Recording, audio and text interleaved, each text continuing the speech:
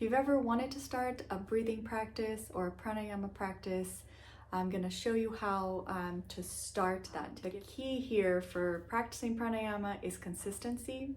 So the first thing to do is to set up a little corner for pranayama, keep your blanket there folded, and then dedicate at least 12 minutes every day, preferably in an empty stomach. So mornings are perfect.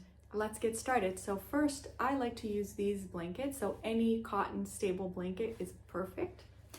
So my raw edges are here, and these are my folded edges. So I want to make sure that I don't have any lumps on my blanket. I'm going to split this chest into 3 pieces. So middle, and then I have my 2 side pieces. And I want that top of the pranayama blanket to be this wide. I'm going to start out here with the end with the 2 folded edges. So I don't have, this is not the side with my fray raw edges, right? So they're stacked right on top of each other, and I'm going to measure that distance. That's 1/3 of my chest. Put both fingers in. So here I have this nice line here. I can follow both fingers on the line, lift and drag.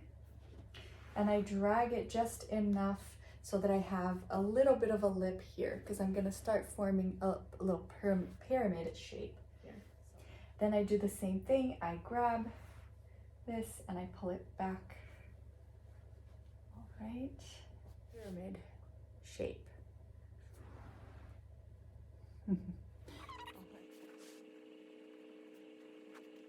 The way that I determine what support I get for my head is that when I'm laying down, I want the chin to start coming down. I don't want to have the effect of laying down, depending on the shape of my head, that my chin is pointing up. So I want the eyes to sort of have this gaze down towards the chin. So that's how I determine the height of my pillow. And I'm going to align my spine here to the middle of this blanket. So I place both fingers equidistant, on either side of my spine here, and I make sure that it lines up with the edge of my top layer of the blanket. And I come down onto that top tier of the blanket. Make sure that the skin of the back here is coming down towards the sacrum, so that I'm not getting the skin of my back bunching over here near my neck. Almost as if I had a lake here, and I don't want this lake spilling down towards the top of my head. I want it going down towards the chin here. I have this feeling of lifting the chest here, so the skin of the back is being drawn down towards the sacrum. And then the skin here, I almost can feel like if it's a conveyor belt coming up and then going down. If I had right where my clavicles are, where the neck meets the body here, it's almost like a conveyor belt coming down. So I'm lifting the chest here and keeping it lifted like that conveyor belt imagination, if that works for you. So if I were to put my fingers on my clavicles, I'm lifting the clavicle up and allowing the neck to stay soft. So if there were a space here, I could, put my fingers in right behind the clavicles and have those muscles be very relaxed and soft versus tense. So releasing that area, these muscles around the neck. And then I stretch out my dominant leg first, and then I drop the next leg, and I start releasing here. So this is not Shavasana, so it's not time for Shavasana, but it is time to release and close the eyes. And then breathe a few times, just lifting the chest without tensing the circumference of the neck here.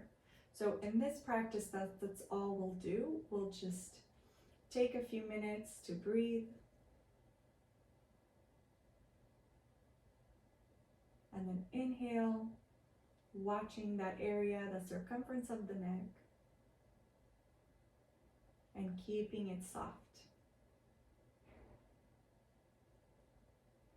The second imagery you have is of the conveyor belt, which lifts the chest without any muscular tension, just lifts the chest. So the conveyor belt coming in and back down behind the collarbones. And then this softness of the circumference of the neck right as the neck meets the body here, right behind the collarbones, allowing that to be soft and deep. And then relax the eyes, the ears, and the throat, releasing any tension in the eyes, ears, and the throat. And again, inhale, drawing the skin of the back down towards the sacrum. The front chest skin comes up, and then back down behind the collarbones, and it's, you know, when the skin comes down on the back, this is also coming up. So the chest never drops, meaning you never collapse the chest forward. Chest is always lifted for pranayama, and eventually it's without this muscular tension. Release the ears.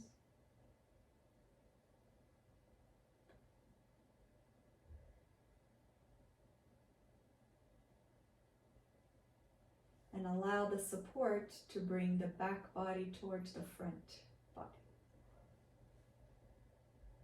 Or the back of the body towards the front. Inhaling, allowing the brain to release in. And as you exhale, the brain releases out. As if you were, holding the circumference of the brain here. So inhale, you would press into the skull.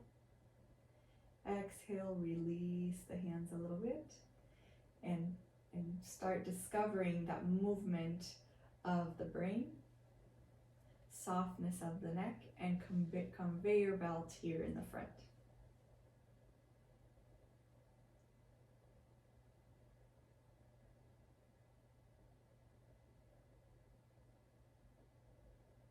So this is a lot of work to do, so 10 minutes. Start doing this work. I'm going to come out, so I'm going to bend my legs here and I'm going to roll to the side. And I can take a look at my imprint on the blanket if I am able to come out without disturbing it. And I can see, are there places that are a little bit more depressed? Do I need to add a little support on the side that's collapsing? Am I pressing, do I have the tendency of pressing my right shoulder, left shoulder into the blanket? So all of that is really good information just to observe at first. And then if you have a good teacher that can look at that and then allow, give a little support on one side or another side, sometimes with like a little folded washcloth down there, just to give you a lift. But to start off with those three things that we've talked about, the softness around the edge of the throat here, the conveyor belt sensation where it's coming up and continuously going down towards the collarbones, but coming up. So you have this lift of the chest, the skin of the back coming down, and then the movement of the brain diaphragm. So you can spend 10 minutes every morning exploring that aspect of pranayama and really learning to release. So doing all of these without tension. And the underlying feeling here in pranayama is of this cosmic love, of inhaling through the nose, always through the nose and out through the nose, and learning how to drink the air versus sipping the air and releasing the throat. So the throat here is wide, and never taking a breath for granted. We have this incredible atmosphere that gives us, a breath every few seconds, and we can take it in and we are nourished, we're energized, we are kept alive, we exchange, with the trees. They're exhaling what we need, we are exhaling what they need. So it's a really wonderful practice that really starts allowing you to not take every breath for granted. And so I hope that you enjoy your pranayama practice. I hope this is available to you. Please send me any comments if you have questions, or if you want to share your experiences in practicing pranayama. So these are the beginning steps, very important foundational practice to start laying down, start receiving the different effects of the support with these pyramid shape, and start really receiving the positive effects of breathing and the energy that you can generate just in watching this process of the breath, and where you have these grips and tensions, and start slowly releasing them. So it's a wonderful journey. I hope that you enjoy it, and thank you for watching. See you on the next video.